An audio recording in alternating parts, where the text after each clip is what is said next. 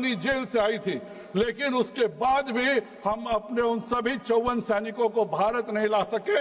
यह हम सब के लिए बहुत शर्मिंदा की बात है और इसके लिए राहुल गांधी और पूरे कांग्रेस को शर्मिंदा होना चाहिए।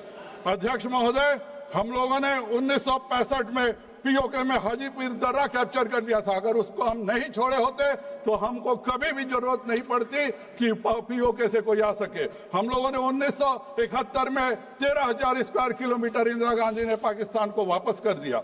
हम लोगों ने अक्साई चीन में जमीन कैप्चर किया और माननीय नेहरू जी कुछ नहीं बोले। 1948 में ऑल इंडिया रेडियो में जाकर के उन्होंने रोक दिया कि भाई इसके आगे मत बढ़ो।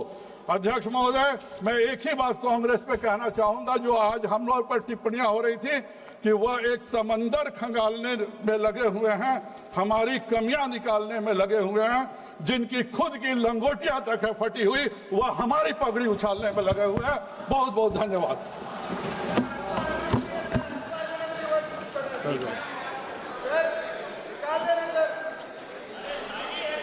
माननीय प्रधानमंत्री माननीय मोदी जी,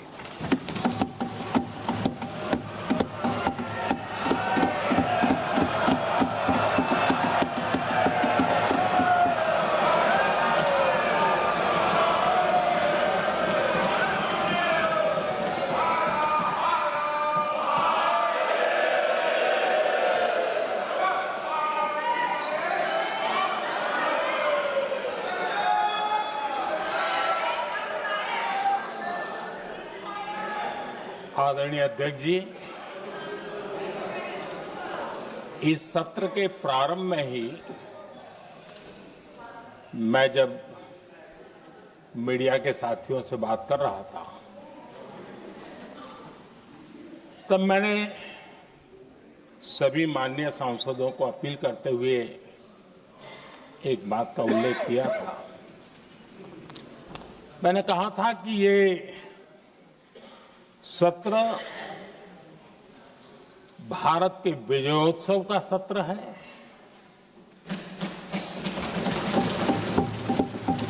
संसद का ये सत्र भारत के गौरवगान का सत्र है।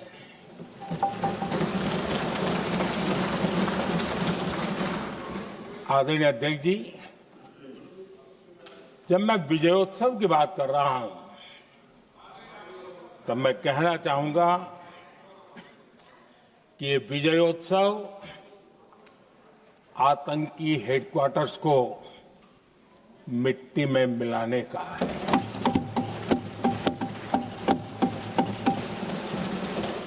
जब मैं विजयोत्सव कहता हूं, तो ये विजयोत्सव सिंदूर की सौगंध पूरा करने का है।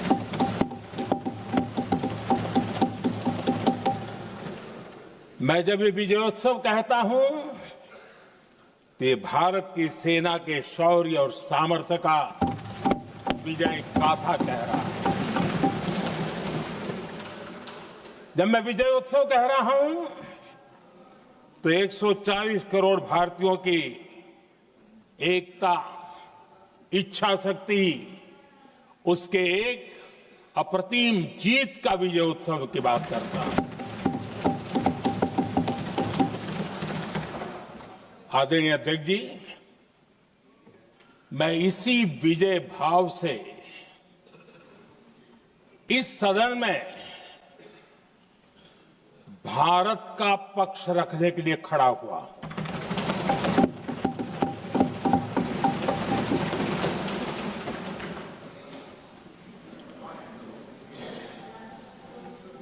और जिन्हें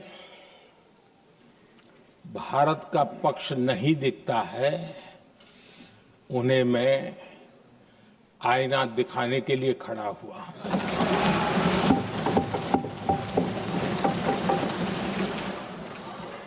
आदरणीय अध्यक्ष जी, मैं 140 करोड़ देशवासियों की भावनाओं में अपना स्वर मिलाने के लिए उपस्थित हुआ हूं।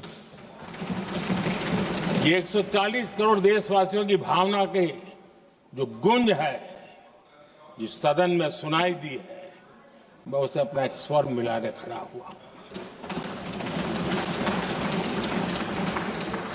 आदरणीय अध्यक्ष जी, ऑपरेशन सिंदूर के दरमियान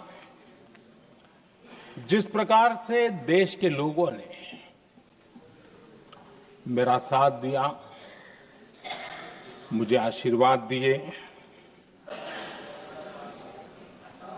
देश की जनता मुझ पर कर्ज है। मैं देशवासियों का आभार व्यक्त करता हूं। मैं देशवासियों का अभिनंदन करता हूं। आदरणीय अध्यक्ष जी, 22 अप्रैल को पहलगाम में जिस प्रकार की क्रूर घटना घटी, जिस प्रकार आतंकवादियों ने निर्दोष लोगों को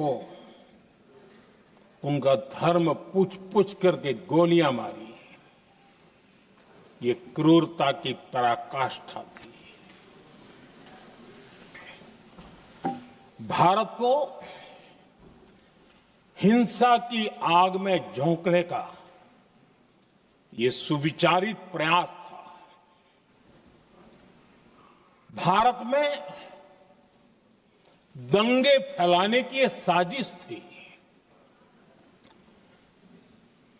मैं आज देशवासियों का धन्यवाद करता हूं कि देश ने एकता के साथ उस साजिश को नाकाम कर दिया।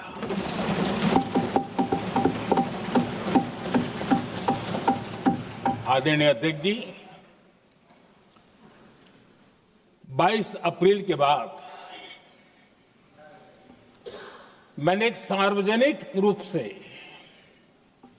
और विश्व को समझ में आए इसलिए कुछ अंग्रेजी में भी वाक्यों का प्रयोग किया था और मैंने कहा था कि हमारा संकल्प है, हम आतंकियों को मिट्टी में मिला देंगे।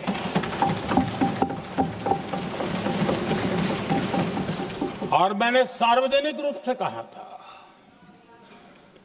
सजा उनके आकाओं को भी होगी और कल्पना से भी बड़ी सजा मिलेगी।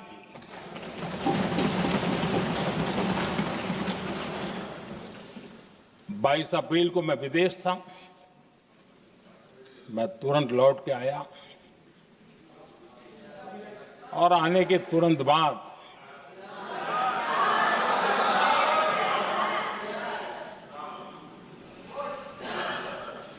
मैंने एक बैठक बुलाई और उस बैठक में हमने साफ साफ निर्देश दिए कि आतंकवाद को करारा जवाब देना होगा और ये हमारा राष्ट्रीय संकल्प है।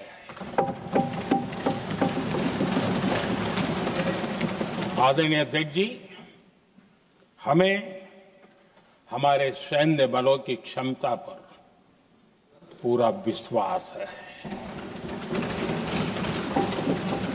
पूरा भरोसा है उनकी क्षमता पर, उनके सामर्थ्य पर, उनके साहस पर। सेना को कार्रवाई की खुली छूट दे दी गई और यह भी कहा गया कि सेना तय करें कब, कहां, कैसे, किस प्रकार से। ये सारी बातें उस मीटिंग में साफ साफ कह दी गई और कुछ बातें उसमें से मीडिया में शायद रिपोर्ट भी हुई है।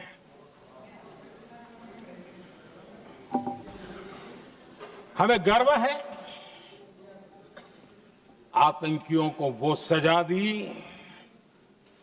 और सजा ऐसी है कि आज भी आतंक के उन आकाओं की नींद उड़ी हुई है।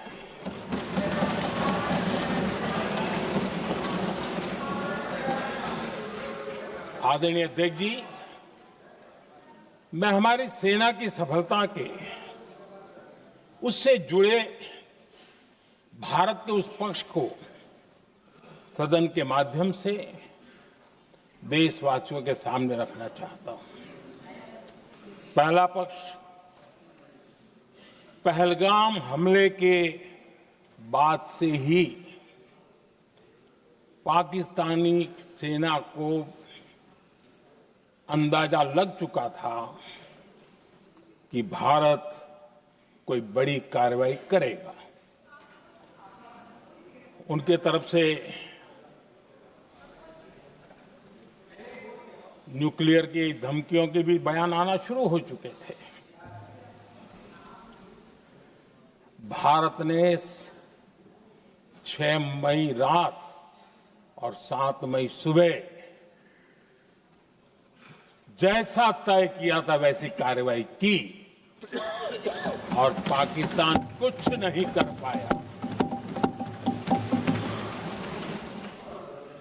22 मिनट में 22 अप्रैल का बदला निर्धारित लक्ष्य के साथ हमारी सेना ने ले लिया। दूसरा पक्ष, आदरणीय अध्यक्ष जी, पाकिस्तान के साथ हमारी लड़ाई तो कई बार हुई है, लेकिन ये पहली ऐसी भारत की रणनीति बनी कि जिसमें पहले जहां कभी नहीं गए थे वहां हम पहुंचे। पाकिस्तान के कोने कोने में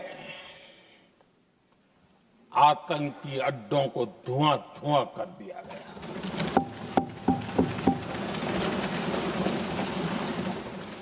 आतंक के गढ़ कोई सोच नहीं सकता कि वहां तक कोई जा सकता है। बहावलपुर और मुर्गे उसको भी जमीन दोस्त कर दिया गया। आदरणीय अध्यक्ष जी, हमारे सेनाओं ने आतंकी अड्डों को तबाह कर दिया।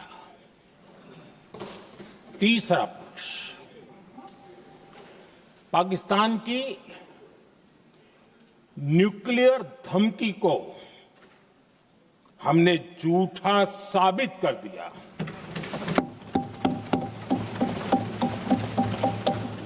भारत ने सिद्ध कर दिया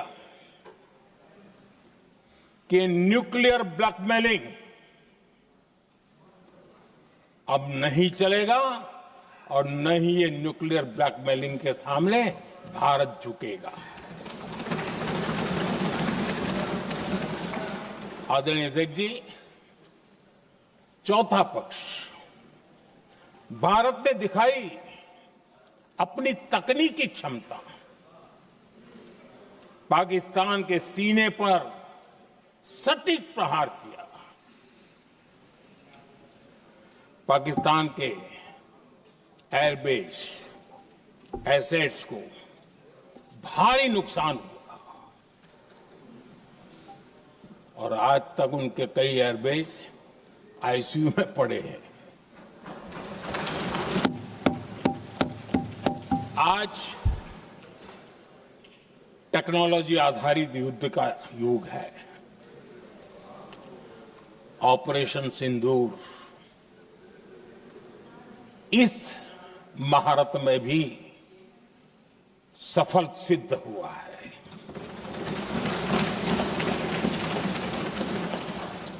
अगर पिछले 10 साल में जो हमने तैयारियां की है वो न की होती तो इस तकनीक के युग में हमारा कितना नुकसान हो सकता था, इसका हम अंदाज लगा सकते हैं। पांचवा पक्ष,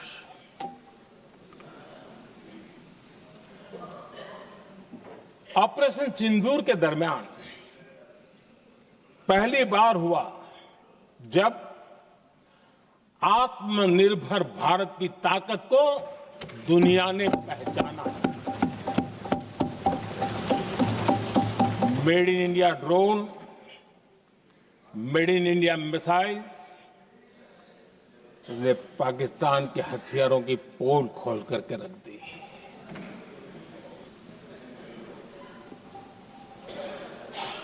आदरणीय अध्यक्ष जी, और भी एक महत्वपूर्ण काम जो हुआ है, वैसे जब राजीव गांधी जी थे उस समय उनके जो डिफेंस का काम देखने वाले एमओएस थे,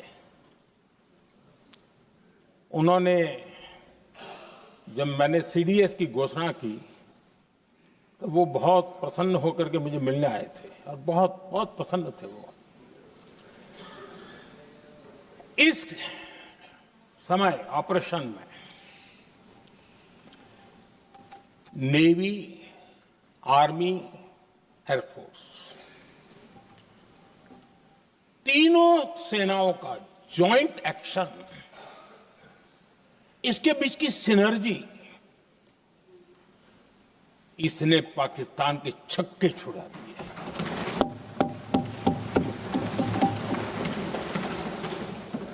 आदरणीय अध्यक्ष जी, आतंक की घटनाएं पहले भी देश में होती थी, लेकिन पहले आतंकवादियों के मास्टरमाइंड निश्चिंत होते थे और वो आगे की तैयारी में लगे रहते थे, उनको पता था कुछ नहीं होगा।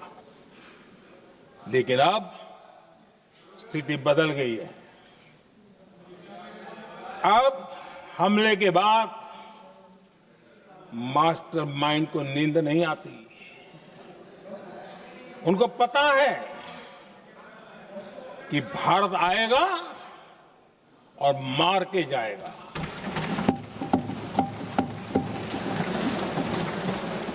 ये न्यू नॉर्मल भारत ने सेट कर दिया है।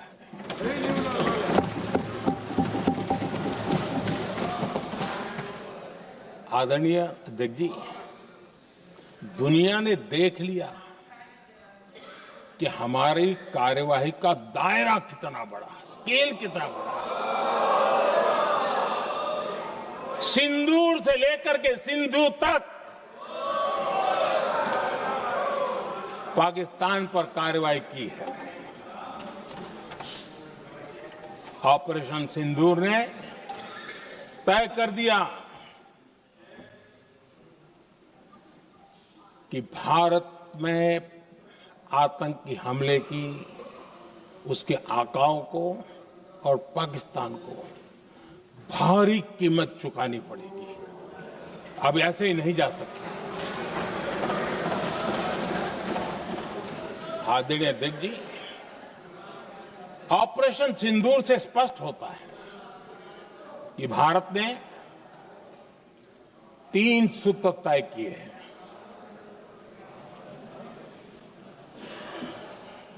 अगर भारत पर आतंकी हमला हुआ तो हम अपने तरीके से, अपनी शर्तों पर, अपने समय पर जवाब दे करके रहेंगे।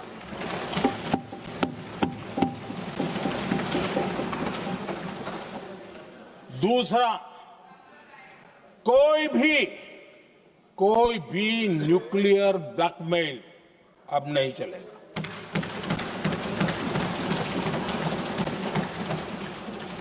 और तीसरा, हम आतंक की सरपरस्त सरकार और आतंक के आकाओं, उनको अलग अलग नहीं देखेंगे। आदरणीय अध्यक्ष जी,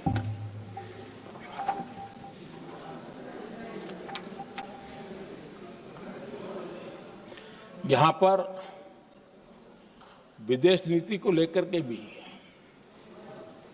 काफी बातें कही गई हैं।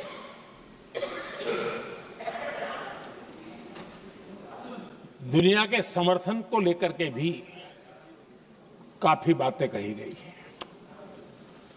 मैं आज सदन में कुछ बातें पूरी स्पष्टता से कह रहा हूं। दुनिया में किसी भी देश ने भारत को अपनी सुरक्षा में कार्रवाई करने से रोका नहीं है।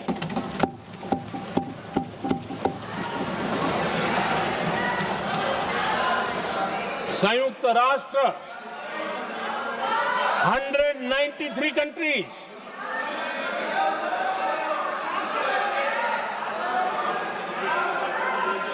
सिर्फ 3 देश 193 कंट्री में सिर्फ 3 देश ऑपरेशन सिंदूर के दौरान पाकिस्तान के समर्थन में बयान दिया था। Only 3 countries. क्वाड हो, ब्रिक्स हो, फ्रांस, रूस, जर्मनी, कोई भी देश का नाम ले लीजिए, तमाम देश दुनिया भर से भारत को समर्थन मिला है।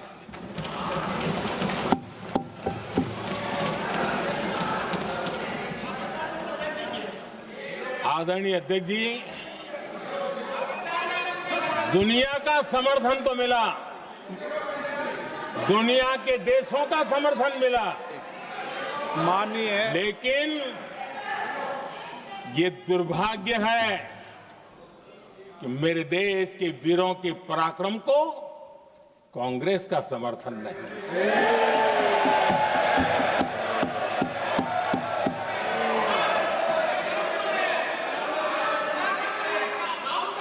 22 अप्रैल के बाद 22 अप्रैल के आतंकी हमले के बाद 3-4 दिन में ही ये उछल रहे थे और कहना शुरू कर दिया, कहां गई 56 इंच की छाती, कहां खो गया मोदी, मोदी तो फेल हो गया। क्या मजा ले रहे थे। उनको लगता है वाह बाजी मार ली। उनको पहलगाम के निर्दोष लोगों की हत्या में भी वो अपनी राजनीति तराशते थे।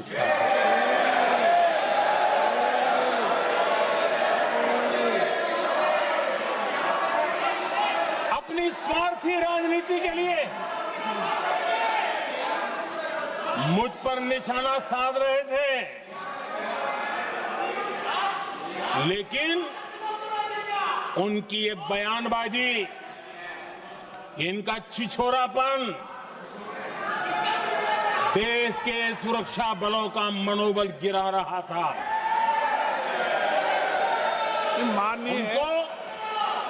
माननीय प्रतिपक्ष के नेता, एक मिनट, प्रतिपक्ष के नेता आपकी बात सबने ध्यान से सुनी। आप बेटे कांग्रेस कर रहे हैं और कुछ नेताओं को पीछे से, ये उचित नहीं है आपके लिए। न भारत के सामर्थ्य पर भरोसा है और न ही भारत की सेनाओं पर। इसलिए वो लगातार ऑपरेशन सिंदूर पर सवाल उठा रहे हैं। ऐसा करके आप लोग मीडिया में हेडलाइंस तो ले सकते हैं, लेकिन देशवासियों के दिलों में जगह नहीं बना सकते।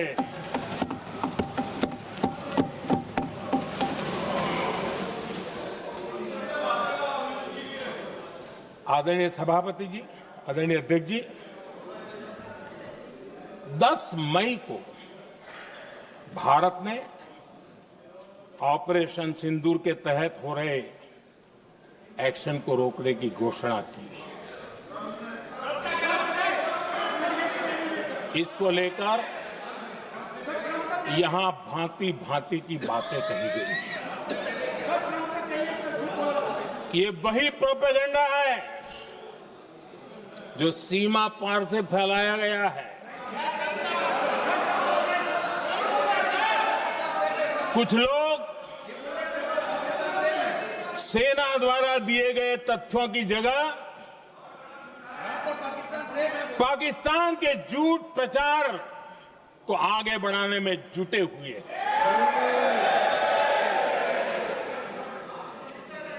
जबकि भारत का रुख हमेशा स्पष्ट रहा है। आदरणीय अध्यक्ष जी, कुछ चीजें मैं जरा स्मरण भी कराना चाहता हूं। जब सर्जिकल स्ट्राइक हुआ उस समय हमने लक्ष्य तय किया था, हमारे जवानों को तैयार करके, कि हम उनके इलाके में जाकर के आतंकियों के जो लॉन्चिंग पैड है उनको नष्ट करेंगे। और सर्जिकल स्ट्राइक, एक रात के उस ऑपरेशन में हमारे लोग सूर्योदय होते होते काम पूरा करके वापस आए। लक्ष्य निर्धारित था कि ये करना है।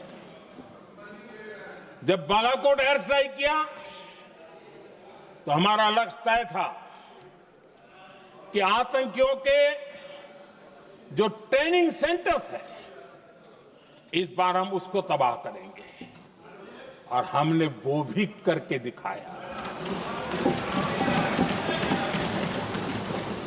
ऑपरेशन सिंदूर के समय हमारा लक्ष्य तय था, और हमारा लक्ष्य था कि आतंक के जो एपी सेंटर है और पहलगाम के आतंकियों को जहां से पुरजोश योजना बनी, ट्रेनिंग मिली, व्यवस्था मिली, उस पर हमला करेंगे। हमने उनके नाभि पर हमला कर दिया।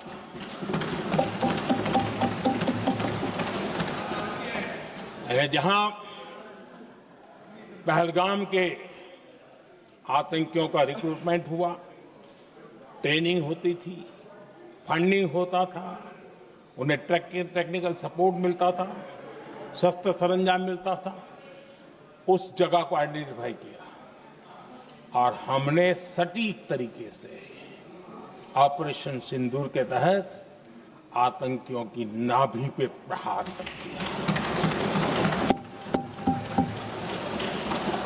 और आदरणीय अध्यक्ष जी, इस बार भी हमारी सेना ने 100% लक्ष्यों को हासिल करके देश के सामर्थ्य का परिचय दिया।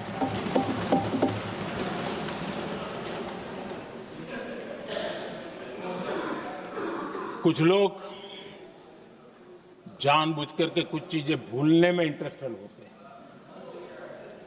देश भूलता नहीं है, देश को याद है। 6 रात और 7 मई सुबह ऑपरेशन हुआ था, और 7 मई को सुबह भारत ने प्रेस कॉन्फ्रेंस हमारी सेना ने की, और इस प्रेस कॉन्फ्रेंस में भारत ने स्पष्ट कर दिया था, और पहले दिन से क्लियर था कि हमारा लक्ष्य है आतंकियों के आका, आतंकियों की जो व्यवस्थाएं जहां से होती है वो, और उनके अड्डे, उनको हम ध्वस्त करना चाहते थे। और हमने प्रेस कॉन्फ्रेंस में कह दिया था, हमने हमारा काम कर दिया है, हमने जो तय किया था पूरा कर दिया है। और इसलिए 6-7 मई को ऑपरेशन हमारे हाथ संतोषजनक होने के तुरंत बाद, कल जो राजनाथ जी ने कहा था, मैं डंके की चोट पर दोबारा दोहराता हूं,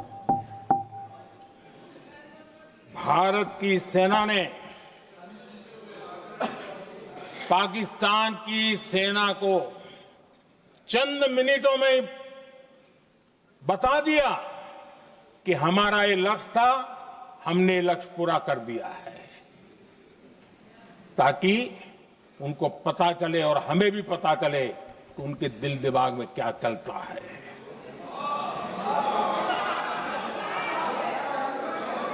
हमने अपना लक्ष्य 100% हासिल कर लिया था और पाकिस्तान में समझदारी होती तो आतंकियों के साथ खुलेआम खड़े रहने की गलती न करता। उसने निर्लज्ज होकर के आतंकवादियों के साथ खड़े रहने का फैसला किया। हम पूरी तरह तैयार थे, हम भी मौके की तलाश में थे, लेकिन हमने दुनिया को बताया था कि हमारा लक्ष्य आतंकवाद है, आतंकवादी आका है, आतंकवादी ठिकाने हैं। वो हमने पूरा कर दिया। लेकिन जब पाकिस्तान ने आतंकियों की मदद में आने का फैसला किया और मैदान में उतरने की हरकत की, तो भारत की सेना ने सालों तक याद रह जाए ऐसा करारा जवाब दे करके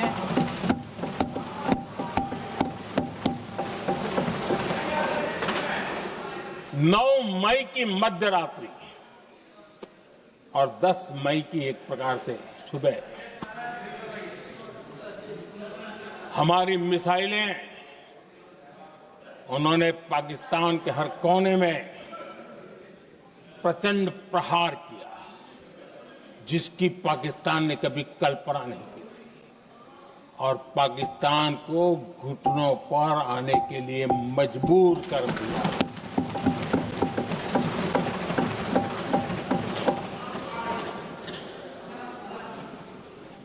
और आपने टीवी में भी देखा है, वहां से क्या बयान आते थे। पाकिस्तान के लोग, अरे मैं तो स्विमिंग पूल में नहा रहा था, कोई कह रहा था मैं तो दफ्तर जाने की तैयारी कर रहा था। हम कुछ सोचे पहले तो भारत ने तो हमला कर दिया। ये पाकिस्तान के लोगों के बयान है और देश ने देखे हैं। स्विमिंग पूल में नहा रहा था।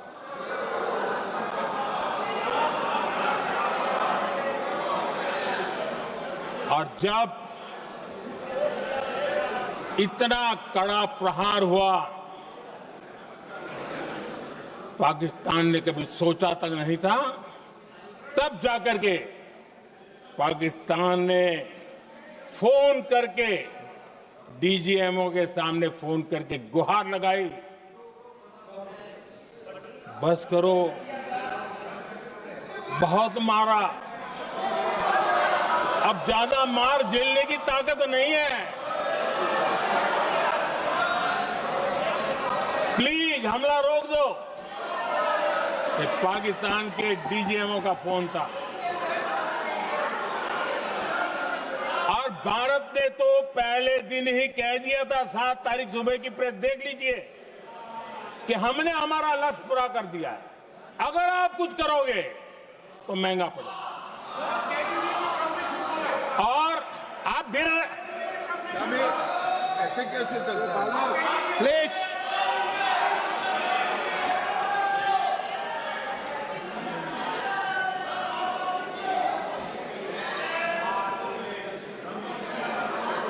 मैं आज दोबारा कह रहा हूं, ये भारत की स्पष्ट नीति थी, सुविचारित नीति थी, सेना के साथ मिलकर के तय की हुई नीति थी और वे ये थी कि हम आतंक, उनके आका, उनके ठिकाने, ये हमारा लक्ष्य है।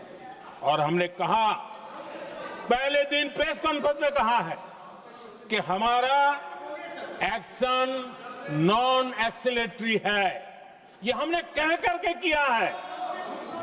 और इसके लिए साथियों हमने हमला रोका। अध्यक्ष जी, दुनिया के किसी भी नेता ने भारत के ऑपरेशन रोकने के लिए नहीं कहा।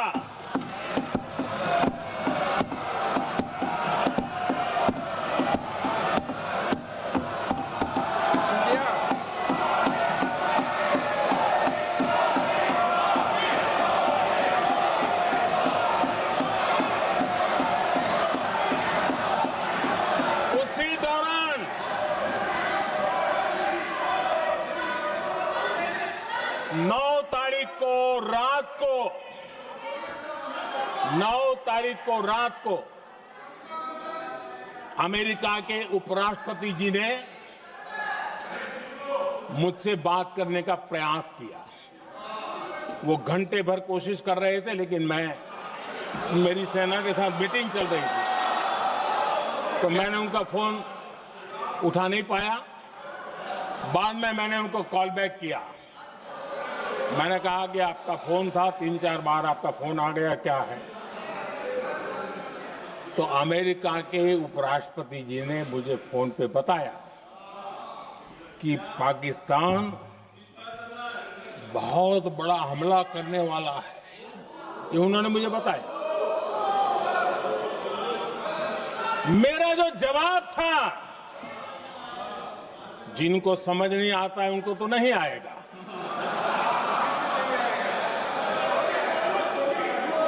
मेरा जवाब था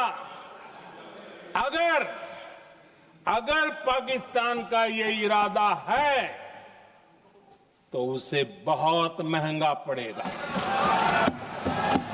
ये मैंने अमेरिका के उपराष्ट्रपति को कहा।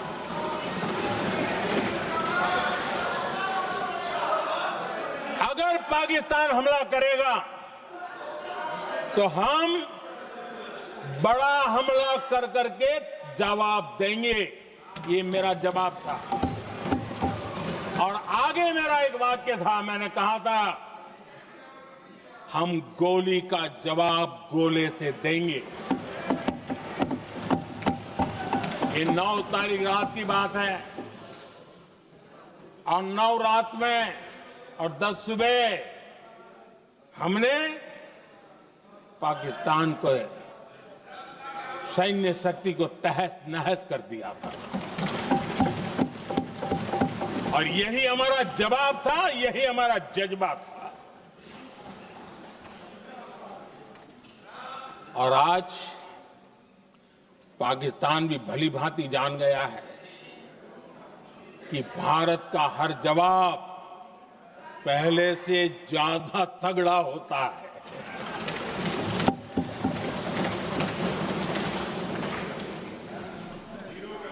उसे यह भी पता है कि अगर भविष्य में नौबत आई तो भारत आगे कुछ भी कर सकता है।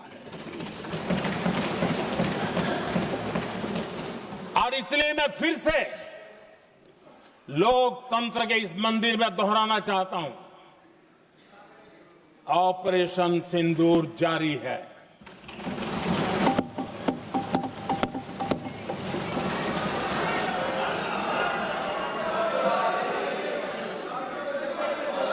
पाकिस्तान ने दुस्साहस की अगर कल्पना की तो उसे करारा जवाब दिया जाएगा।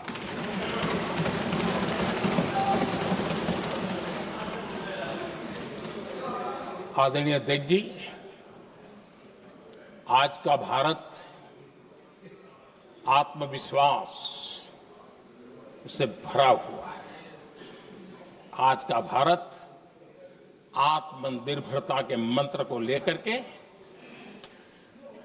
पूरी शक्ति के साथ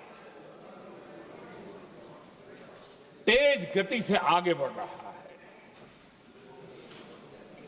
देश देख रहा है भारत आत्मनिर्भर बनता जा रहा है।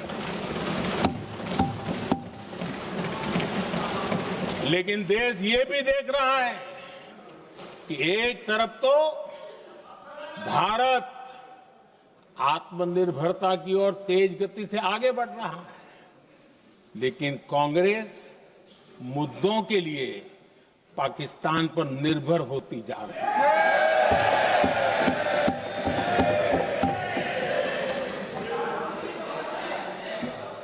मैं आज पूरा दिन देख रहा था, जो 16 घंटे से जो चर्चा चल रही है, दुर्भाग्य से। प्लीज बैठिए, सब जवाब दे दिया आपका, आप सुनते नहीं, सबका जवाब दे दिया। प्लीज दुर्भाग्य से सुनिए जवाब। कांग्रेस को पाकिस्तान के मुद्दे इंपोर्ट करने पड़ रहे हैं।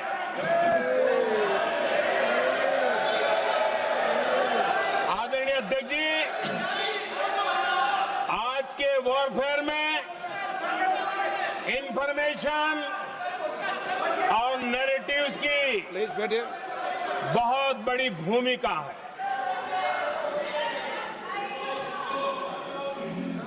नैरेटिव घड़ करके एआई का भी भरपूर उपयोग करके सेनाओं के मनोबल को कमजोर करने के खेल भी खेले जाते हैं। जनता के अंदर अविश्वास पैदा करने के भी भरपूर प्रयास होते हैं। दुर्भाग्य से कांग्रेस और उसके सहयोगी पाकिस्तान के ऐसे ही प्रपंच के प्रवक्ता बन चुके हैं।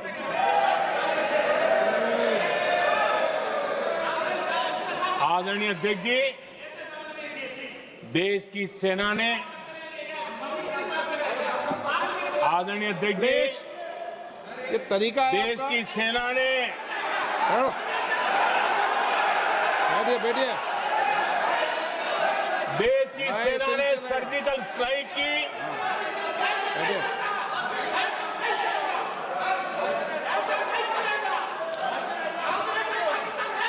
जब बैठिए बैठिए बैठिए।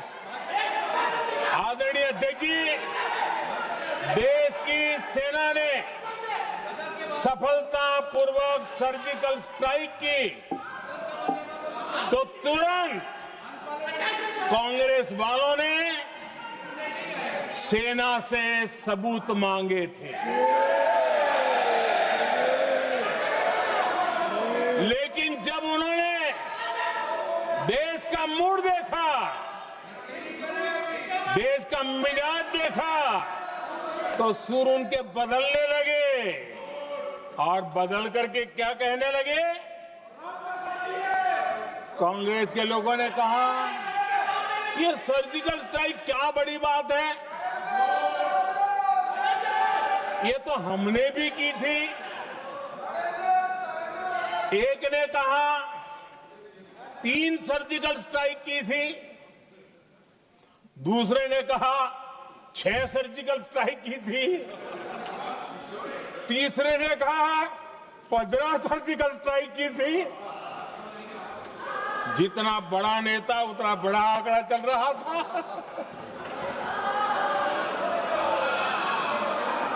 आदरणीय अध्यक्ष जी, इसके बाद बालाकोट में सेना ने एयर स्ट्राइक की। अब एयर स्ट्राइक तो ऐसी थी कि वो कुछ कह नहीं सकते थे, इसलिए ये तो नहीं कहा कि भाई हमने भी की थी।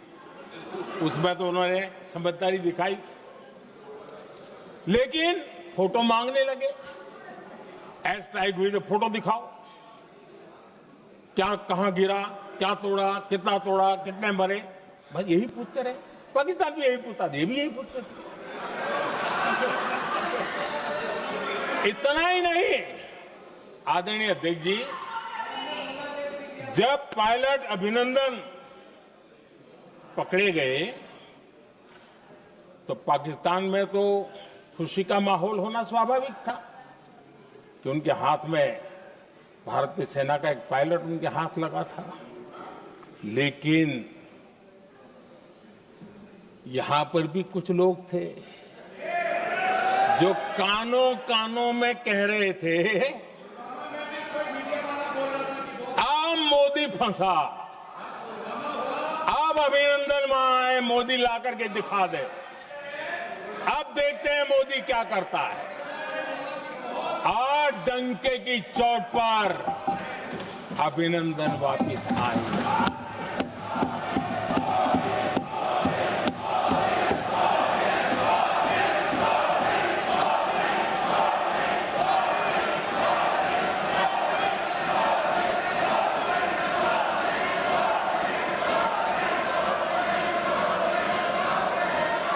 अभिनंदन को ले आए तो इनकी बोलती बंद हो गई।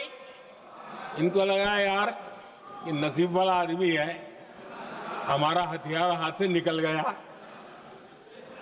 आदरणीय अध्यक्ष जी, पहलगाम हमले के बाद हमारा बीएसएफ का एक जवान पाकिस्तान के कब्जे में गया तो फिर इनको लगा वाह बड़ा मुद्दा हाथ में आ गया है, अब मोदी फंस जाएगा। अब तो मोदी की फजीयत जरूर होगी और उनकी इकोसिस्टम ने सोशल मीडिया में बहुत सारी कथाएं वायरल की कि एक बीएसएफ के जवान का क्या होगा, उसके परिवार का क्या होगा, ये वापस आएगा, कब आएगा, कैसे आएगा, न जाने क्या क्या चला दिया।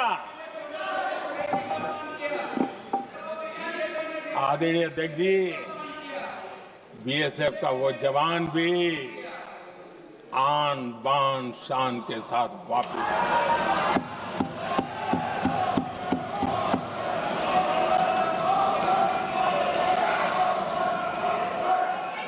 आतंकवादी रो रहे हैं,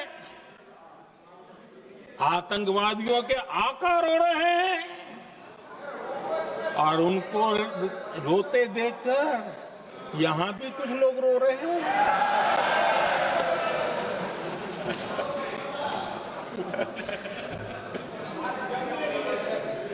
अब देखिए, सर्जिकल स्ट्राइक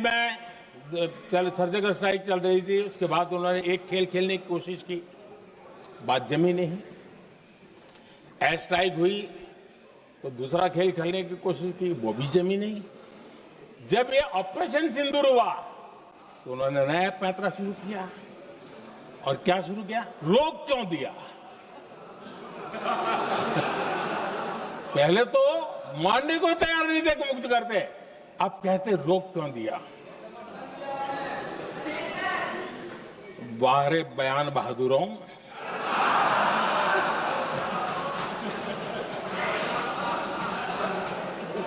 आपको विरोध का कोई न कोई बहाना चाहिए और इसलिए सिर्फ मैं नहीं, पूरा देश आप पर हंस रहा है।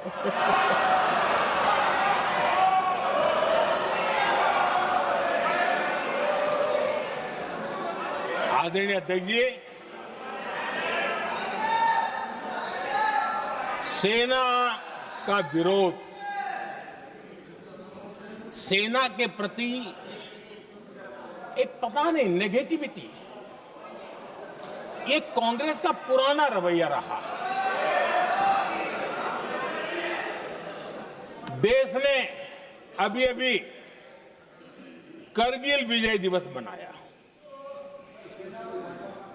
लेकिन देश पूरी तरह जानता है कि उनके कार्यकाल में और आज तक करगिल के विजय को कांग्रेस ने अपनाया नहीं। न करगिल विजय दिवस मनाया है, न करगिल विजय का गौरव किया। इतिहास साक्षी है अध्यक्ष जी। जब डोकलाम में सैन्य हमारा शौर्य दिखा रहा था, तब कांग्रेस के नेता चुपके चुपके किससे ब्रीफिंग लेते थे वो सारी दुनिया अब जान गई।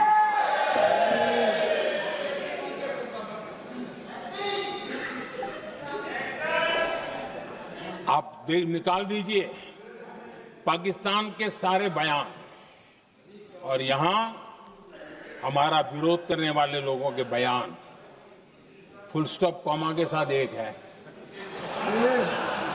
क्या कहेंगे इसको? और बुरा लगता है सच बोलते हैं तो। पाकिस्तान के साथ सुर में सुर मिला दिया जाता है। आदरणीय अध्यक्ष जी, देश हैरान है, कांग्रेस ने पाकिस्तान को क्लीन चिट दे दी है।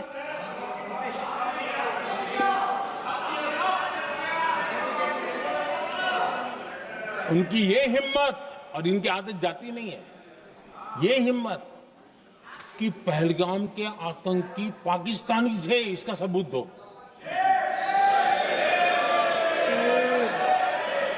क्या कह रहे हो तुम लोग? ये कौन सा तरीका है? और यही मांग पाकिस्तान कर रहा है जो कांग्रेस कर रही है। और आदरणीय अध्यक्ष जी, आज जब सबूतों की कोई कमी नहीं है, सब कुछ आंखों के सामने दिखता है, तब ये हालत है। अगर ये सबूत ना होते तो क्या करते ये लोग, आप बताइए। आदरणीय अध्यक्ष जी,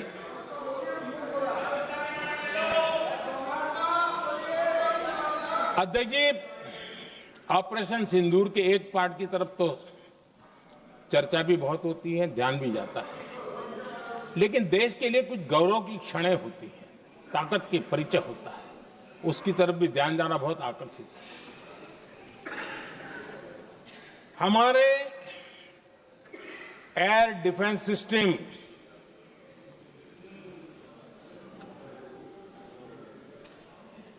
दुनिया में इसकी चर्चा है। हमारे एयर डिफेंस सिस्टम ने पाकिस्तान की मिसाइल और ड्रोन्स उसको तिनके की तरफ बिखेर दिया था।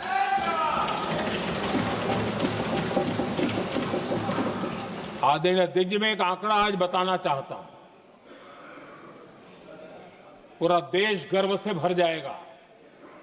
कुछ लोगों का क्या होगा मैं नहीं जानता, पूरा देश गर्व से भर जाएगा। 9 मई को पाकिस्तान ने करीब 1000 मिसाइलों और आर्म ड्रोन्स के भारत पर बहुत बड़ा हमला करने की कोशिश की। 1000 ये मिसाइलें भारत के किसी भी हिस्से पर गिरती तो वहां भयंकर तबाही मचती, लेकिन 1000 मिसाइल्स और ड्रोन्स को भारत ने आसमान में ही चूर चूर कर दिया।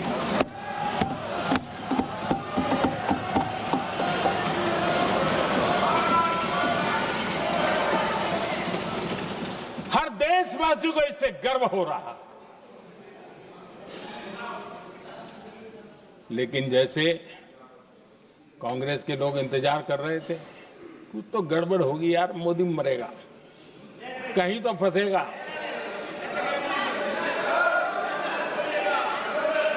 पाकिस्तान ने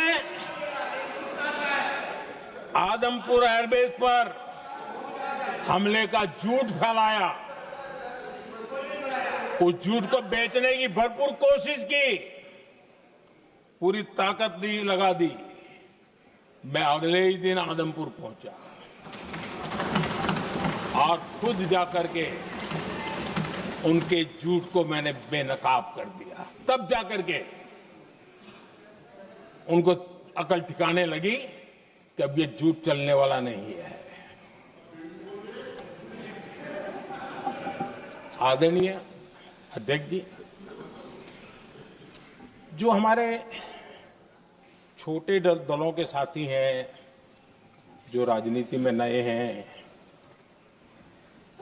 उनको कभी शासन में रहने का अवसर नहीं मिला, उनसे कुछ बातें निकलती मैं समझ सकता हूं। लेकिन कांग्रेस पार्टी ने इस देश में लंबे समय तक राज किया है, उसको शासन की व्यवस्थाओं का पूरा पता है, उन चीजों से वो निकले हुए लोग हैं, उनके लिए शासन व्यवस्था क्या होती इसकी समझ पूरी है, अनुभव है उनके पास। उसके बाद भी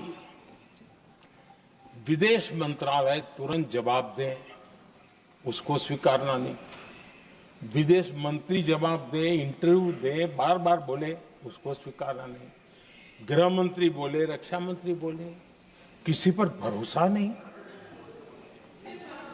जिसने इतने सालों तक राज किया, उनको देश की व्यवस्थाओं पर अगर भरोसा नहीं है, तब शक उठता है कि क्या हालत हो गई है इनकी। आदरणीय अध्यक्ष जी, अब कांग्रेस का भरोसा पाकिस्तान के रिमोट कंट्रोल से बनता है और बदलता है।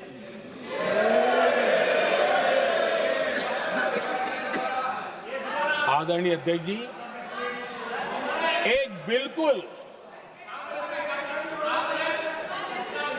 बिल्कुल कांग्रेस के नए सदस्य, यानी उनको तो क्षमा करनी चाहिए, नए सदस्य को क्या कहेंगे, लेकिन कांग्रेस के आका जो उनको लिख करके देते हैं और उनसे बुलवाते हैं, खुद में हिम्मत नहीं है, उनसे बुलवाते हैं कि ऑपरेशन सिंदूर ये तो तमाशा था, ये आतंकवादियों ने जिन 26 लोगों को मौत के घाट उतारा था ना, उस भयंकर क्रूर घटना पर ये तेजाब छिड़कने वाला पाप है। तमाशा कहते हो? आपकी असहमति हो सकती है, और ये कांग्रेस के नेता बुलवाते हैं।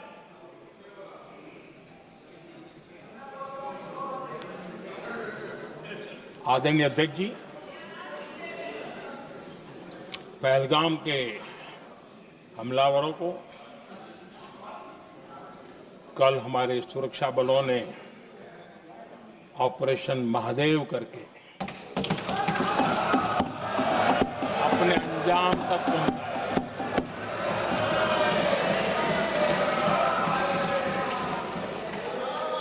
लेकिन मैं हैरान हूं कि यहां ठहाके लगा के पूछा गया कि आखिर ये कल ही क्यों हुआ।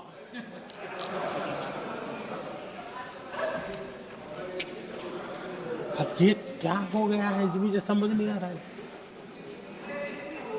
क्या ये ऑपरेशन के लिए कोई सावन महीने का सोमवार ढूंढा गया था क्या? क्या हो गया है इन लोगों को? हताशा, निराशा इस हद तक।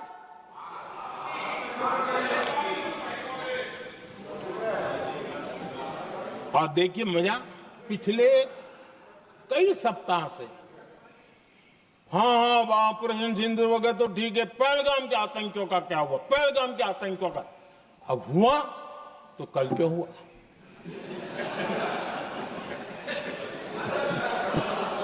और कल ही क्यों हुआ?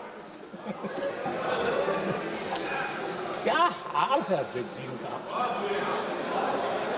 आदरणीय अध्यक्ष जी,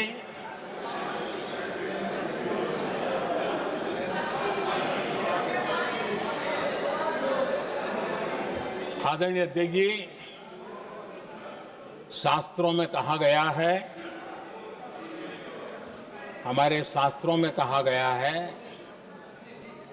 शस्त्रेण रक्षिते राष्ट्रे, शस्त्रेण रक्षिते राष्ट्रे शास्त्र चर्चा प्रवर्तते। अर्थात जब राष्ट्र शस्त्र से सुरक्षित होते हैं तभी वहां शास्त्र की, ज्ञान की चर्चाएं जन्म ले पाती है। जब सीमा पर सेनाएं मजबूत होती है तभी लोकतंत्र प्रखर होता है। आदरणीय अध्यक्ष जी, ऑपरेशन सिंदूर बीते दशक में भारत की सेना के सशक्तिकरण का एक साक्षात प्रमाण है। ऐसे ही नहीं हुआ है। कांग्रेस के शासन के दौरान सेनाओं को आत्मनिर्भर बनाने के संबंध में सोचा तक नहीं जाता था। आज भी आत्मनिर्भर शब्द की मजाक उड़ाई जाती है। वैसे वो महात्मा गांधी से आया हुआ है, लेकिन आज भी मजाक उड़ाई जाती है। हर रक्षा सौदे में कांग्रेस अपने मौके खोजती रहती थी।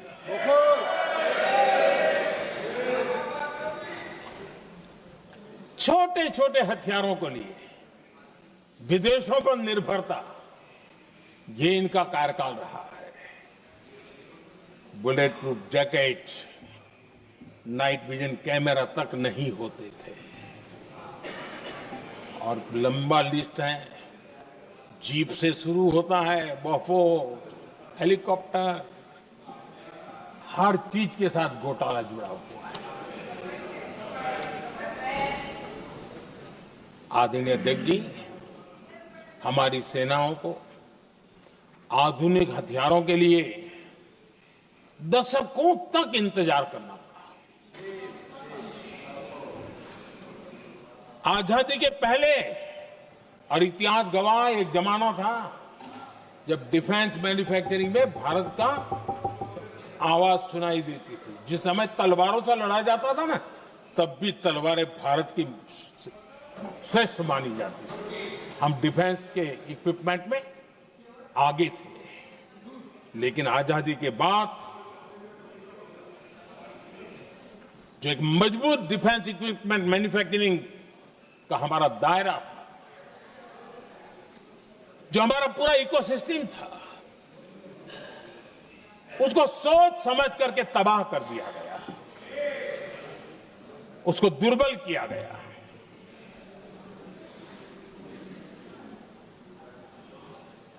रिसर्च और मैन्युफैक्चरिंग के लिए रास्ते बंद कर दिए गए।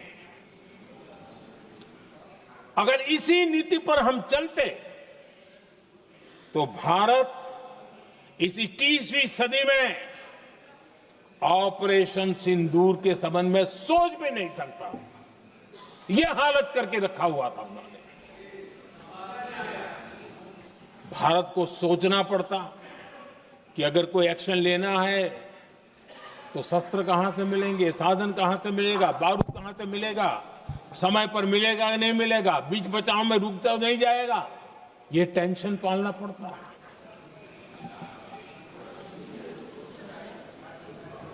आदरणीय अध्यक्ष जी, बीते एक दशक में मेक इन इंडिया हथियार सेना को मिले, उन्होंने इस ऑपरेशन में बहुत निर्णायक भूमिका निभाई।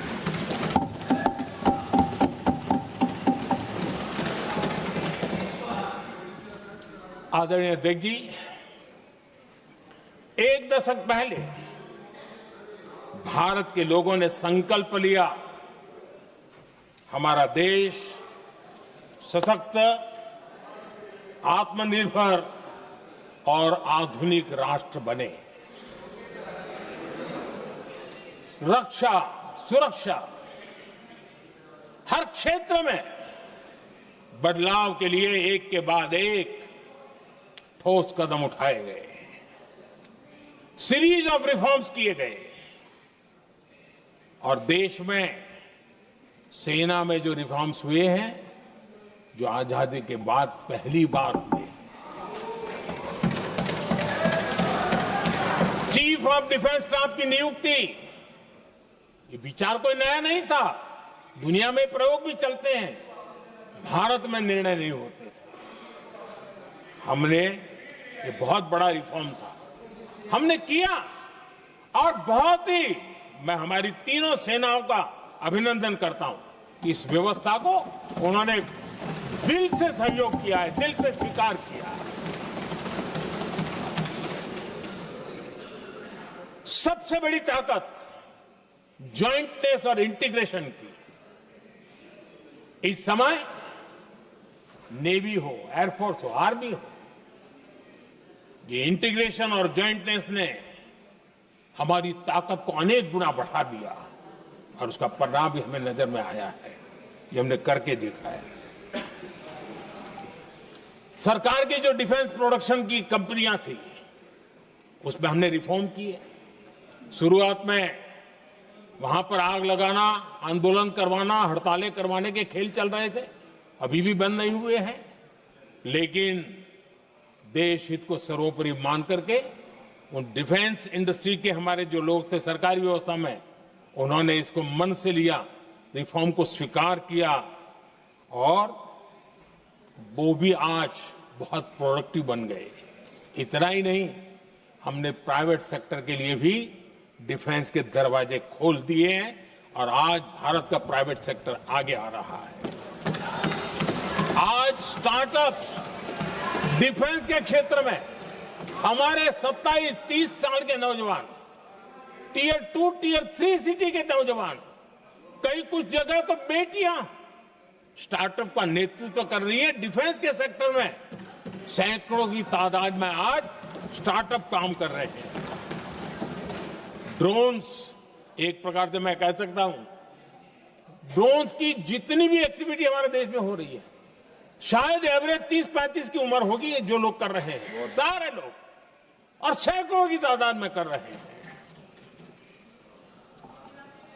और उसका ताकत, क्योंकि इनका भी योगदान था इसमें, जिन्होंने इस प्रकार के प्रोडक्शन किए हैं, और वो हमें ऑपरेशन सिंदूर में बहुत काम आए।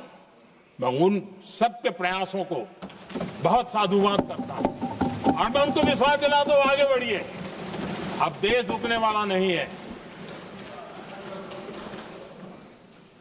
आदरणीय अध्यक्ष जी, डिफेंस सेक्टर में मेक इन इंडिया ये नारा नहीं था। हमने इसके लिए बजट पॉलिसी में जो परिवर्तन करना था, जो नए इनिशिएटिव ले रहे थे, वो नए इनिशिएटिव लिए। और सबसे बड़ी बात, क्लियर कट विजन के साथ हमने देश में make in India defence sector के अंदर तेज गति से हम आगे बढ़ रहे हैं। आदरणीय अध्यक्ष जी, एक दशक में डिफेंस का बजट लगभग पहले से 3 गुना हुआ है। डिफेंस प्रोडक्शन में करीब करीब 250% वृद्धि हुई है, 250% वृद्धि हुई है। 11 वर्षों में डिफेंस एक्सपोर्ट 30 गुना से भी ज्यादा बढ़ा है, 30 गुना से ज्यादा। डिफेंस एक्सपोर्ट आज दुनिया के करीब 100 देशों तक हम पहुंचे। और आदरणीय अध्यक्ष जी, कुछ चीजें ऐसी होती हैं जो इतिहास में बहुत बड़ा प्रभाव छोड़ती है। ऑपरेशन सिंदूर ने डिफेंस का जो मार्केट है उसमें भारत का झंडा गाड़ दिया है। भारत के हथियारों की डिमांड आज बढ़ती चली जा रही है, मांग बढ़ रही है। ये भारत में उद्योगों को भी बल देगी, एमएसएमई को बल देगी, हमारे नौजवानों को रोजगार देगी, और हमारे नौजवान अपनी बनाई चीजों से दुनिया में अपनी ताकत का प्रदर्शन कर पाएंगे। ये आज दिख रहा है, मैं देख रहा हूं। डिफेंस के क्षेत्र में जो आत्मनिर्भर भारत की दिशा में हम जो कदम उठा रहे हैं, मैं हैरान हूं। कुछ लोगों को आज भी तकलीफ हो रही है, जैसे उनका खजाना लूट गया। ये कौन सी मानसिकता है? देश को ऐसे लोगों को पहचानना होगा। आदरणीय अध्यक्ष जी, मैं स्पष्ट करना चाहता हूं, डिफेंस में भारत का आत्मनिर्भर होना ये आज की शस्त्रों की स्पर्धा में के काल में विश्व शांति के लिए भी जरूरी है।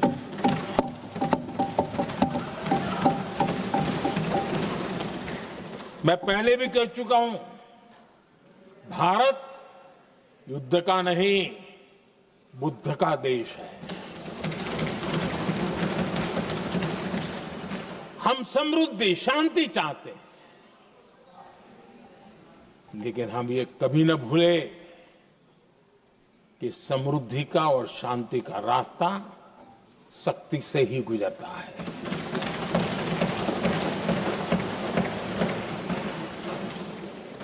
आदरणीय अध्यक्ष जी, हमारा भारत छत्रपति शिवाजी महाराज, महाराजा रणजीत सिंह, राजेंद्र चोला, महाराणा प्रताप, लसित बोरफुकन और महाराजा सुहेलदेव का देश है।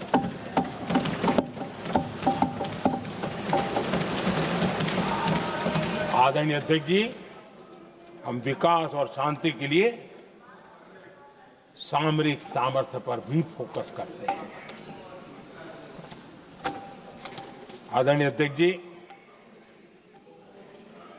कांग्रेस के पास नेशनल सिक्योरिटी का विजन न पहले था और आज तो सवाल ही नहीं उठता है।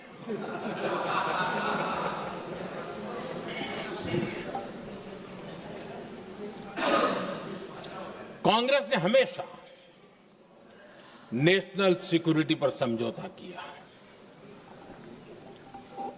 आज जो लोग पूछ रहे हैं पीओके को वापस क्यों नहीं लिया, वैसे ये सवाल मुझे ही पूछ सकते हैं और किसको पूछ सकते हैं।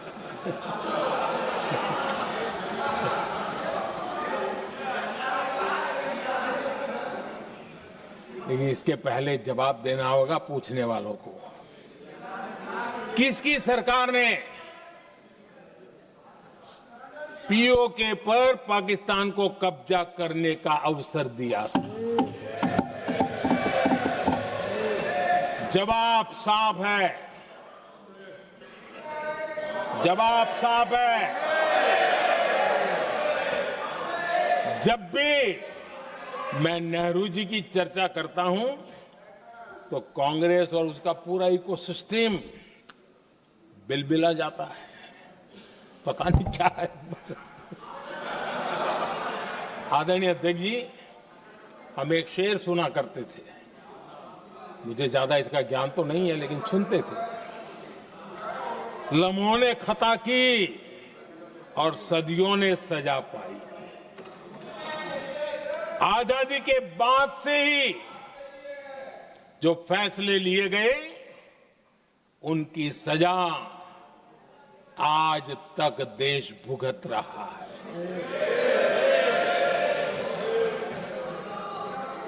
यहां बार बार एक बात का जिक्र हुआ और मैं फिर से करना चाहूंगा। अक्साई चीन की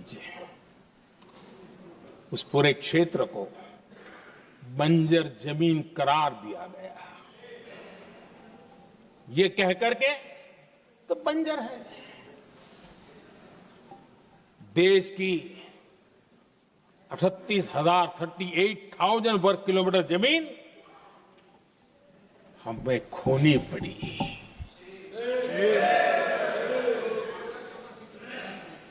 आदरणीय अध्यक्ष जी,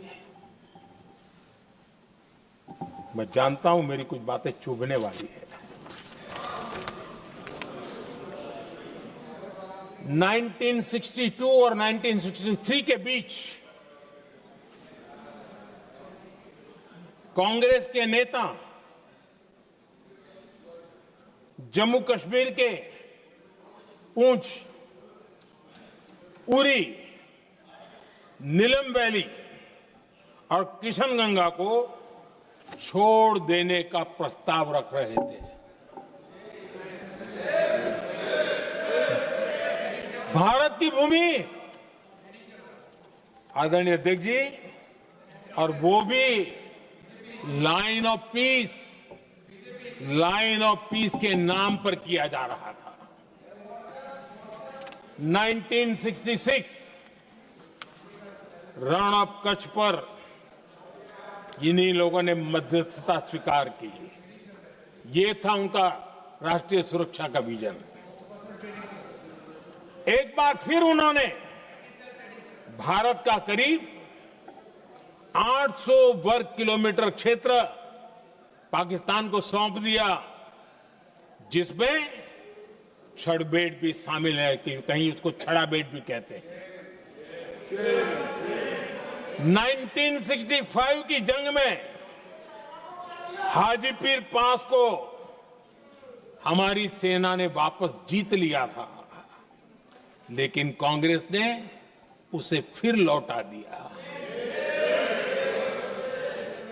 1971 पाकिस्तान के 93,000 फौजी हमारे पास बंदी थे। पाकिस्तान का हजारों वर्ग किलोमीटर एरिया हमारी सेना ने कब्जा किया था। हम बहुत कुछ कर सकते थे, विजय की स्थिति में थे।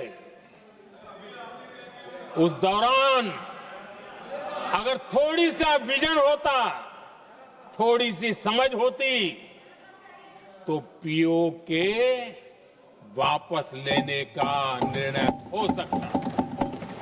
वो मौका था, वो मौका भी छोड़ दिया गया।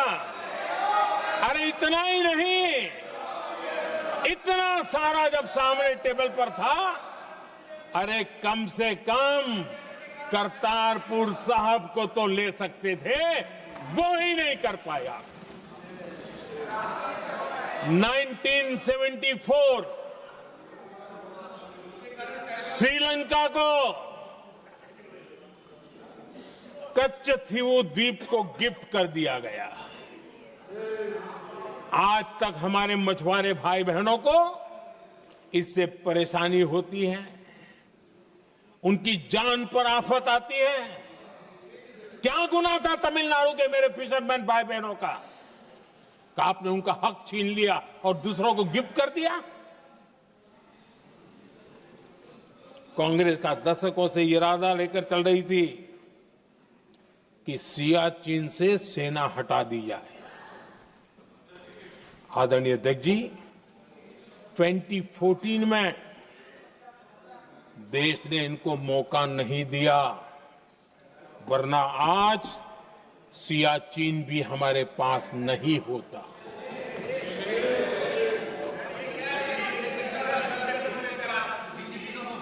आदरणीय अध्यक्ष जी, आजकल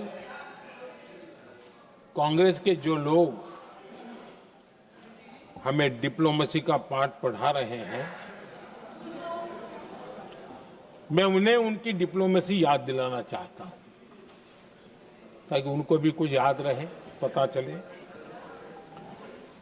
26/11 जैसे भयंकर हमले के बाद बहुत बड़ा आतंकी हमला था। कांग्रेस का पाकिस्तान से प्रेम नहीं रुका। इतनी बड़ी घटना 26/11 की हुई थी। विदेशी दबाव में हमले के कुछ हफ्तों के भीतर ही कांग्रेस सरकार ने पाकिस्तान से बातचीत शुरू कर दी। आदरणीय अध्यक्ष जी, कांग्रेस सरकार ने 26/11 की इतनी बड़ी घटना के बाद भी एक भी डिप्लोमेट को भारत से बाहर निकालने की हिम्मत नहीं की। छोड़ो, इधर एक वीजा तक कैंसिल नहीं किया, एक वीजा तक कैंसिल नहीं कर पाए थे। देश पर पाकिस्तानी स्पॉन्सर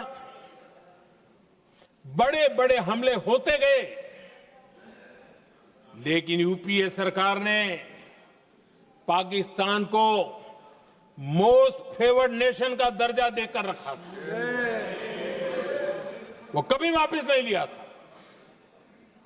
एक तरफ देश मुंबई के हमले का ये न्याय मांग रहा था, दूसरी तरफ कांग्रेस पाकिस्तान के साथ व्यापार करने में लगी थी।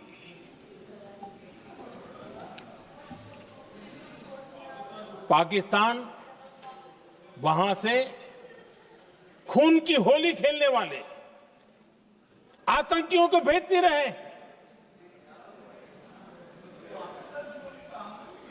और कांग्रेस यहां अमन की आश के मुशायरे किया करती थी। मुशायरे होते थे। हमने आतंकवाद और अमन की आस का ये वन वे ट्रैफिक बंद कर दिया।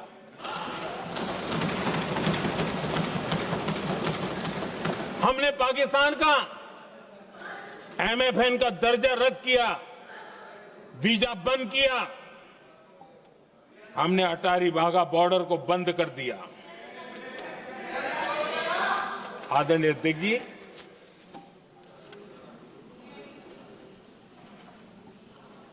भारत के हितों को गिरवी रख देना ये कांग्रेस की पार्टी की पुरानी आदत है।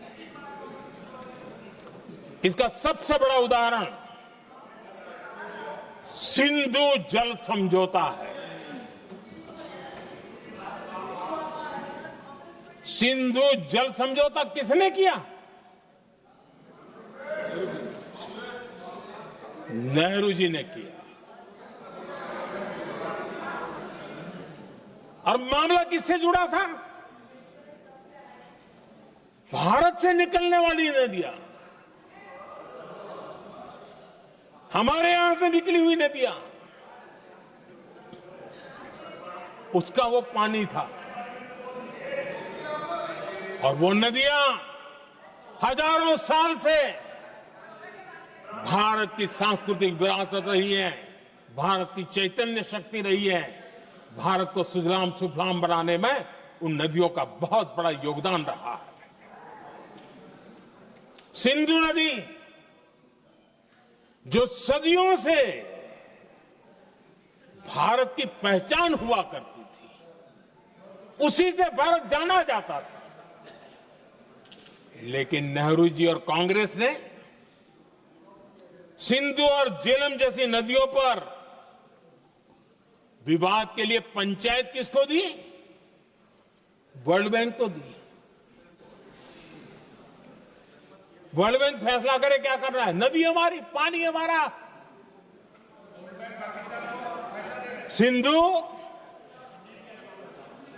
सिंधु जल समझौता सीधा सीधा भारत की अस्मिता और भारत के स्वाभिमान के साथ किया गया बहुत बड़ा धोखा था।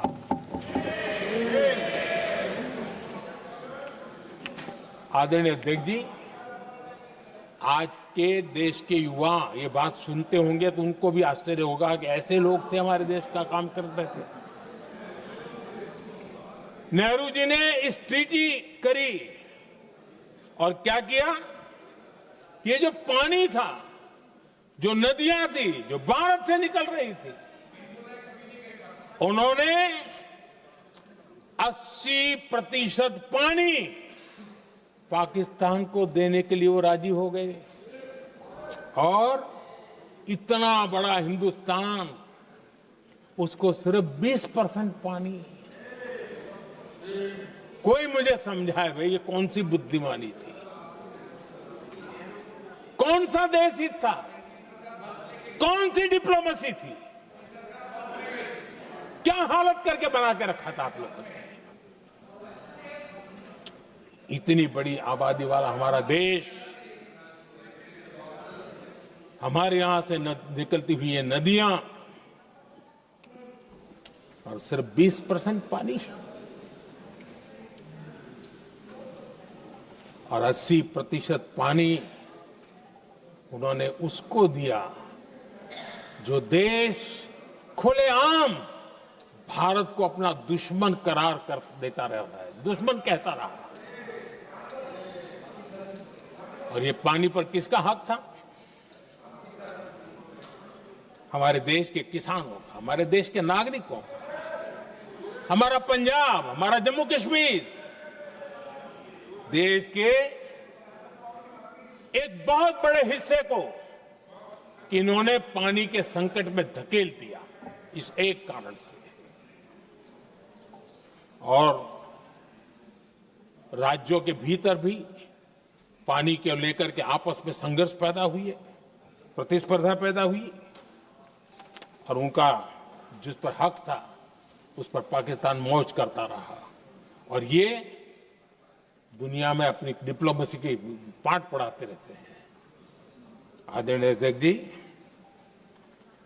अगर ये ट्रीटी न होती तो पश्चिमी नदियों पर कई बड़ी परियोजनाएं बनती।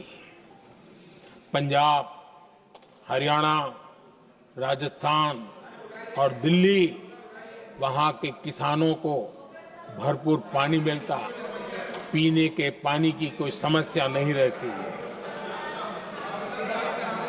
औद्योगिक प्रगति के लिए भारत बिजली बना पाता। इतना ही नहीं, नेहरू जी ने इसके उपरांत करोड़ों रुपए भी दिए ताकि पाकिस्तान नहर बना सके।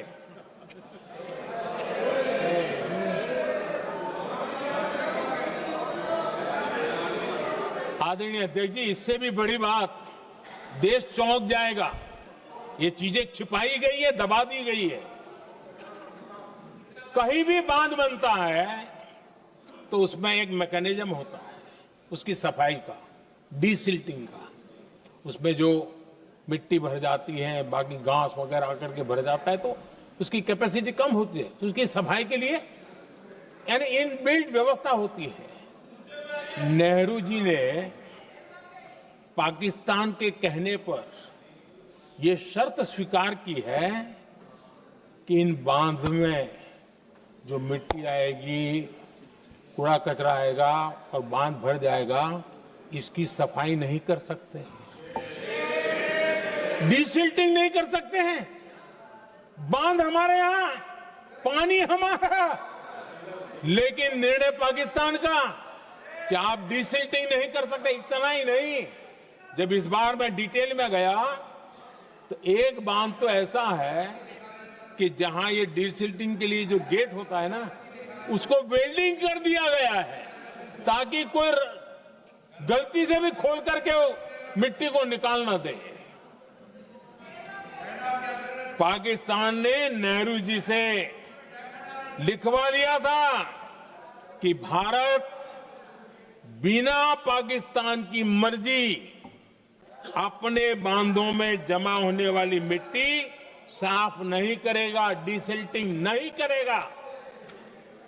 ये समझौता देश के खिलाफ था और बाद में नेहरू जी को भी ये गलती माननी पड़ी।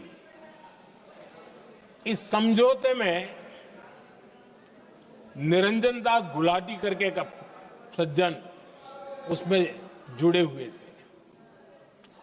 उन्होंने एक किताब लिखी है। उस किताब में उन्होंने लिखा है कि फरवरी 1961 में नेहरू ने उनसे कहा था, गुलाटी, मुझे उम्मीद थी कि यह समझौता अन्य समस्याओं के समाधान का रास्ता खोलेगा, लेकिन हम वहीं हैं जहां पहले थे।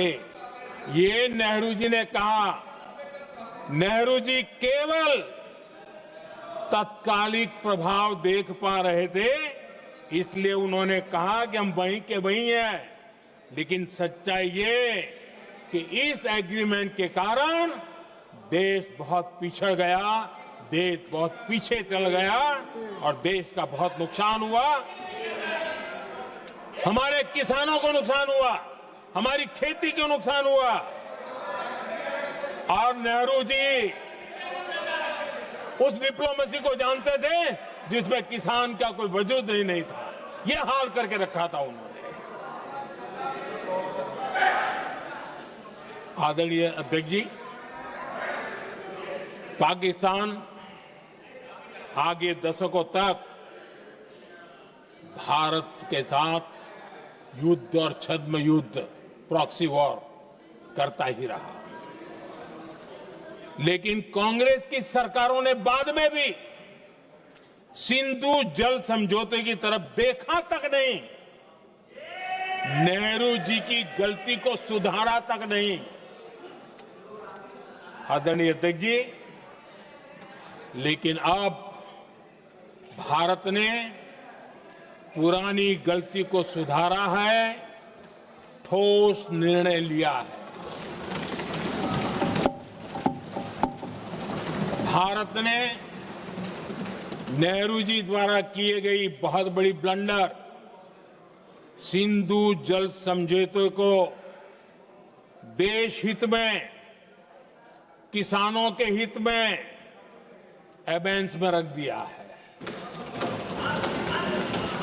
देश का अहित करने वाला ये समझौता अब इस रूप में आगे नहीं चल सकता। भारत ने तय कर दिया है, खून और पानी साथ साथ नहीं बह सकते।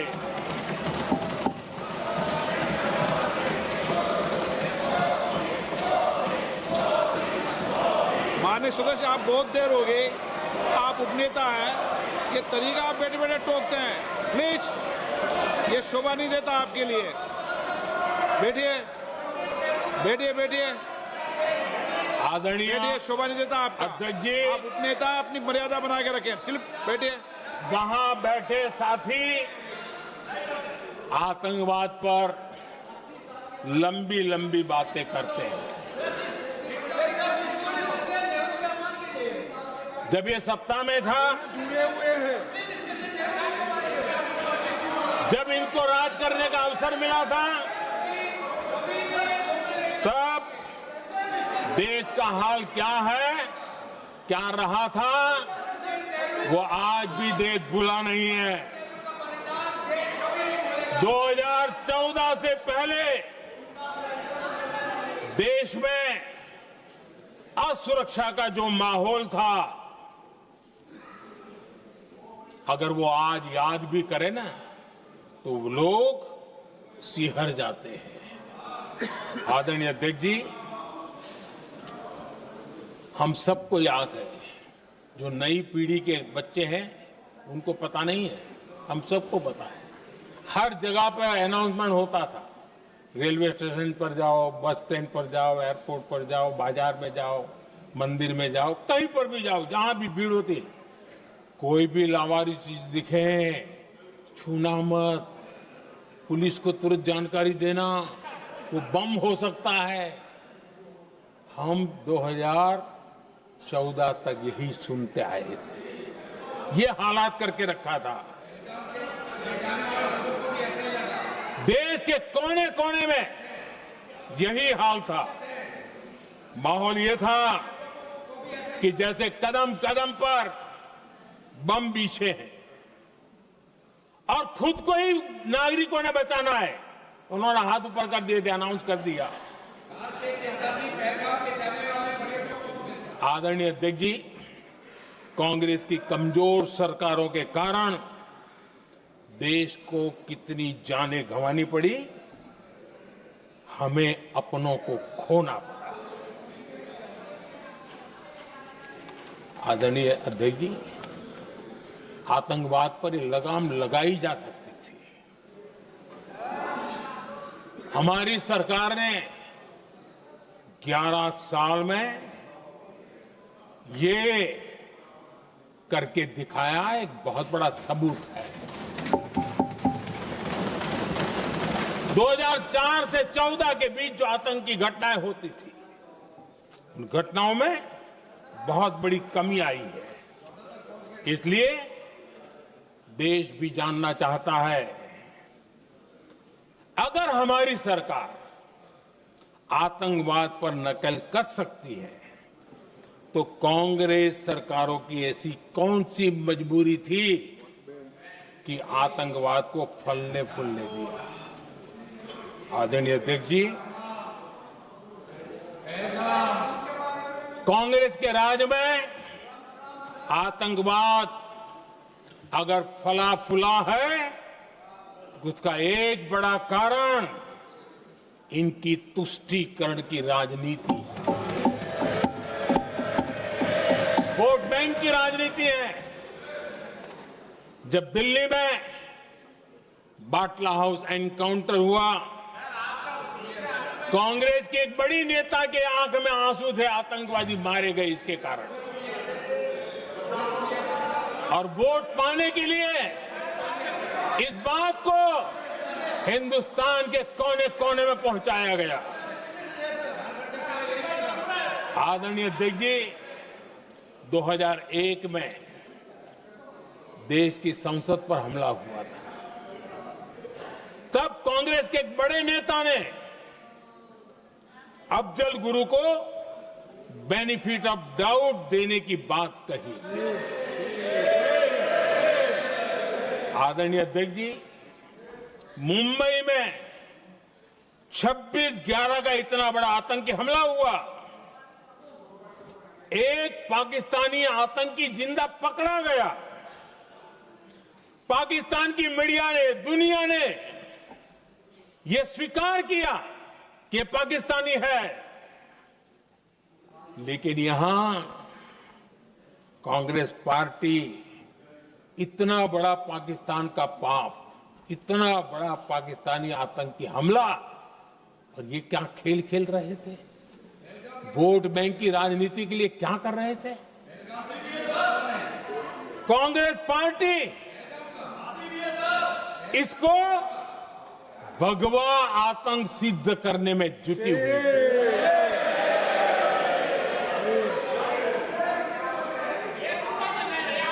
कांग्रेस दुनिया को हिंदू आतंकवाद की थ्योरी बेचने में लगी हुई थी।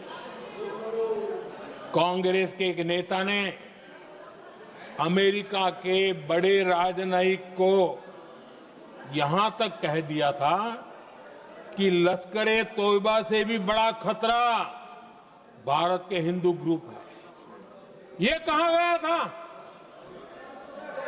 तुष्टीकरण के लिए कांग्रेस ने जम्मू कश्मीर में भारत का संविधान, बाबा साहब आंबेडकर का संविधान, उसे जम्मू कश्मीर में पैर नहीं रखने दिए। इन्होंने घुसने नहीं दिया, उसे बाहर रखा। तुष्टीकरण और वोट बैंक की राजनीति के लिए कांग्रेस हमेशा देश की सुरक्षा को बलि चढ़ाती रही। आदरणीय अध्यक्ष जी, तुष्टीकरण के लिए ही कांग्रेस ने आतंकवाद से जुड़े कानूनों को कमजोर किया।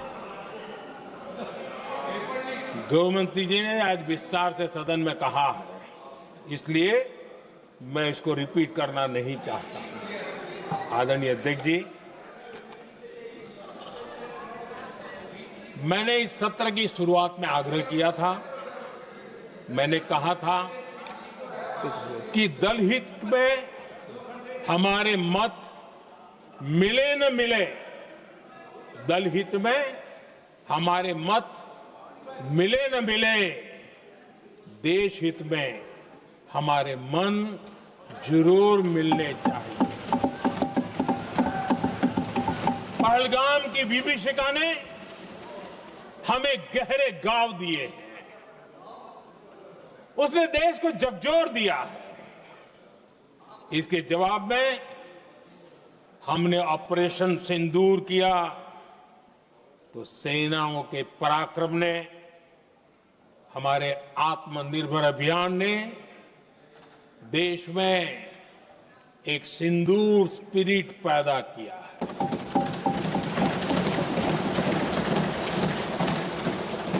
ये सिंदूर स्पिरिट हमने तब भी देखी जब दुनिया भर में हमारे प्रतिनिधि मंडल भारत की बात बताने गए।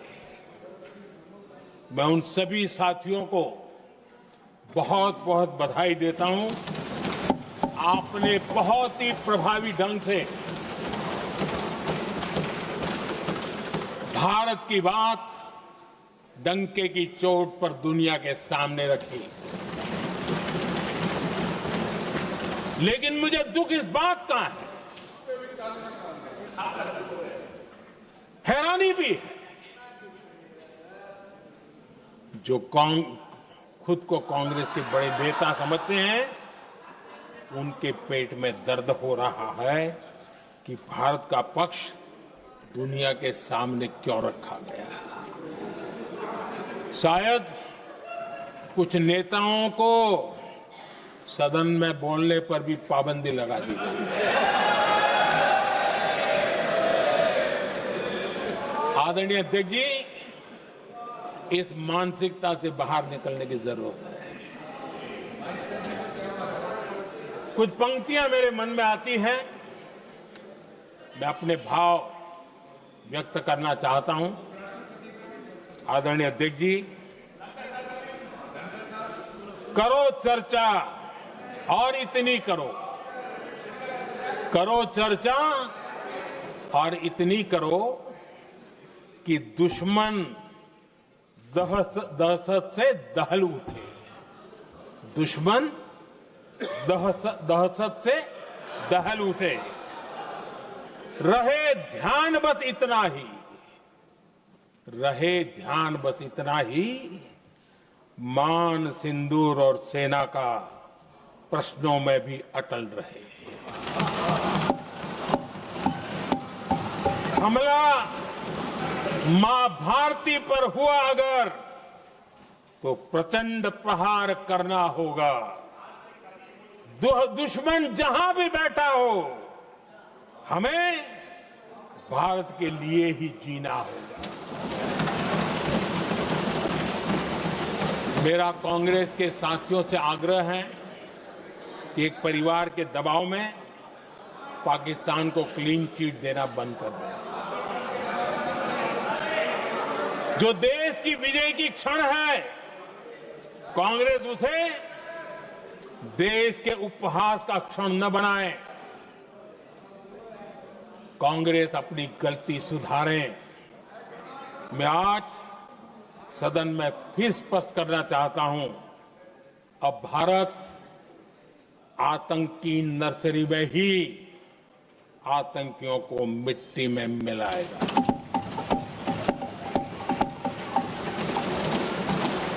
हम पाकिस्तान को भारत के भविष्य खेलने नहीं देंगे और इसलिए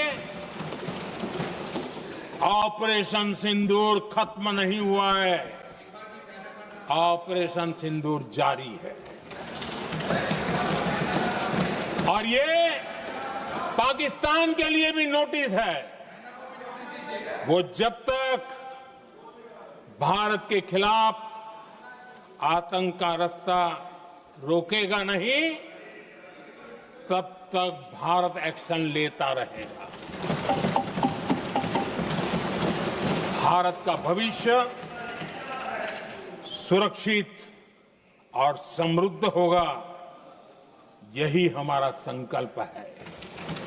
इसी भाव के साथ मैं फिर से सभी सदस्यों को सार्थक चर्चा के लिए धन्यवाद देता हूं और आदरणीय अध्यक्ष जी, मैंने भारत का पक्ष रखा है, भारत के लोगों की भावनाओं को व्यक्त किया है। मैं सदन का फिर से आभार व्यक्त करता हूं। बहुत बहुत धन्यवाद।